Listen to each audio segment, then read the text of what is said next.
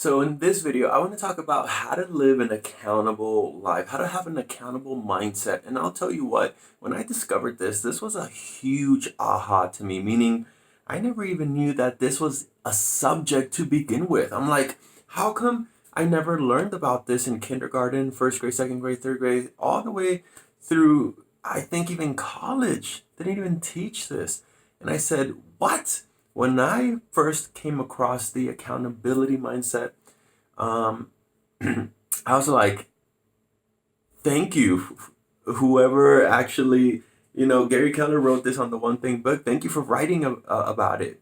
Um, like I said, this is not a video where I'm gonna read the book or go over the book, but I do wanna. So I'll let you do that. But I do wanna talk about how it applies to my life. That way, you can see how you can apply it to your life. So when I understood that there was an accountability mindset and a victim mindset, that to me was an aha. Just because I said, why does it matter, right? What does it matter? And when I started building my own business, here, not even that. Let's go back to when I had a job.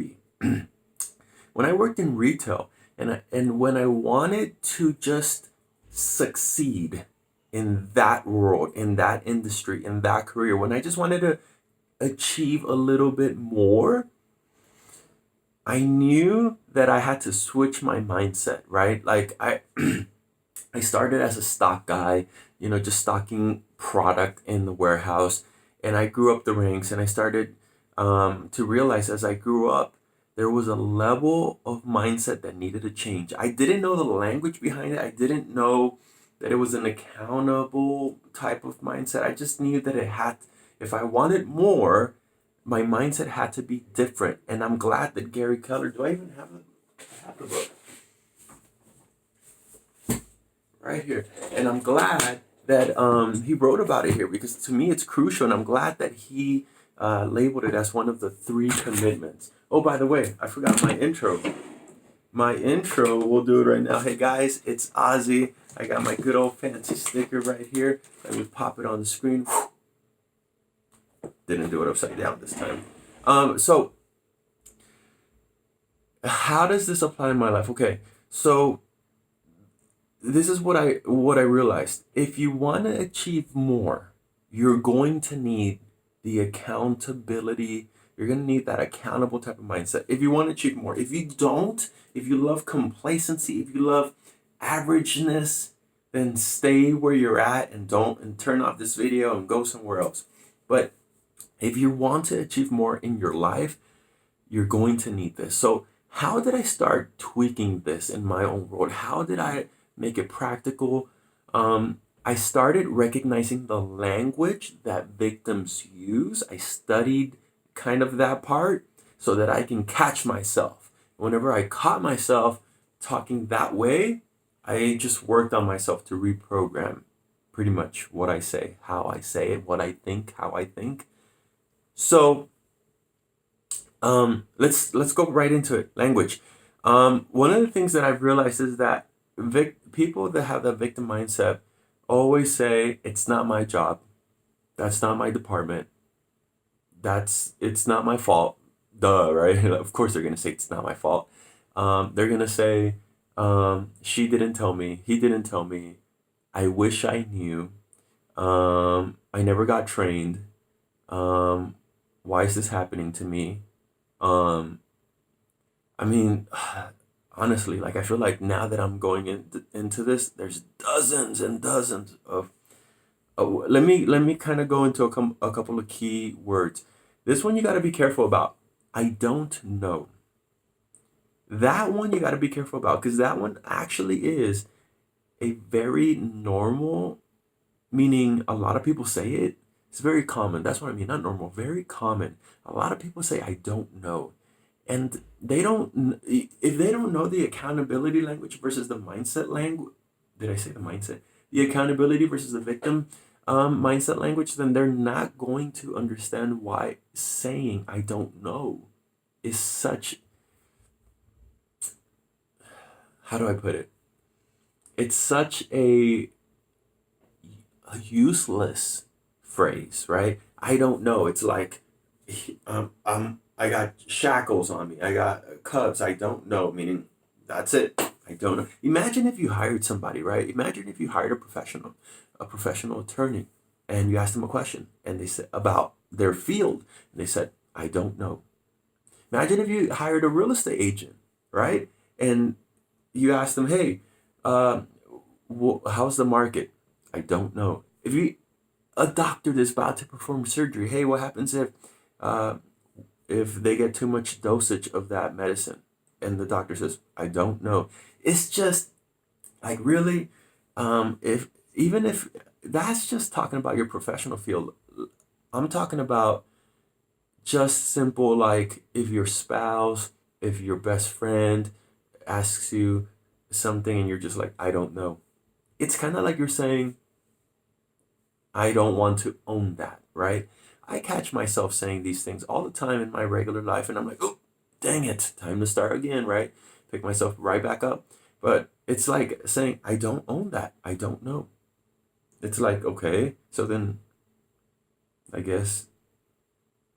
So be careful there, you guys. Be careful with the word I don't know.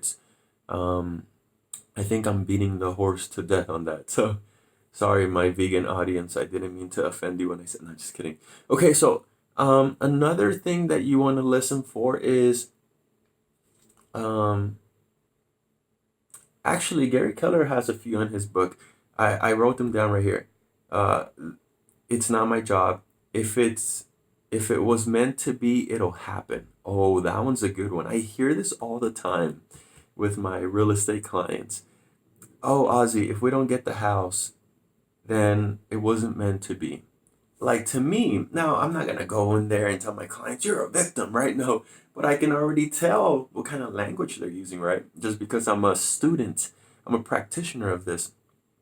But if one of my clients is trying to get a house and they say that to me, which is, hey, you know what? If I don't get the house and it wasn't meant to be, now I know their mindset and now I can work around that. But here's the difference. Now let's say I have another client that say, hey Oz, what do I have to do to get that house?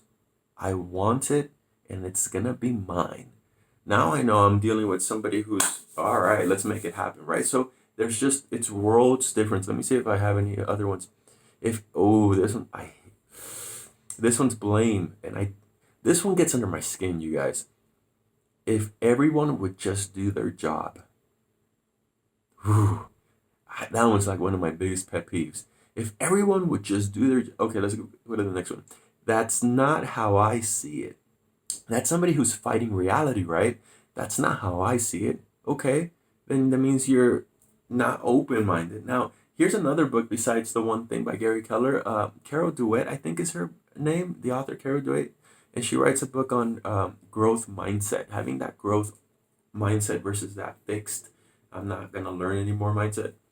Another person that another phrase that victim um, people with a victim mindset say or basically don't say is they don't ask any questions. You know, people that are accountable, they ask questions. They say, well, what happened, right? Stuff like that. So I wanted to really spend a lot of the majority of the time of this video on that because I feel like if you start to really um, get an ear for those words, you can catch them and you know what to do. Let's now breeze through what accountable people do, what accountable people say. So they seek reality. They say, what's happening? They acknowledge it. So this is the way it is, right? And they own it, which is, hey, if it's to be, it's up to me. They find solutions. What can I do? That's a good question that people with an accountability mindset ask when they want to find a solution. What can I do? And I love it when I'm working with people and they ask me that question. I love it. I literally melt. I'm like, oh, thank you. And then finally, they get on with it. They don't dwell. They don't just sit there and like, have a meltdown. They get on with it. And they say, okay, let's do it. So guys, thank you for watching another one of my channels. Stay tuned because the next episode that we have is regarding my laptop just died. What can I do about it? Change the settings, right? That way, when I'm recording these videos, it doesn't go out on me. All right, the next video that we're going to be talking about is what most people fail at when trying to achieve success. When people are trying to achieve success, what are they doing wrong? That's going to be a fun topic to talk about. So stay tuned. I'm going to talk about that tomorrow.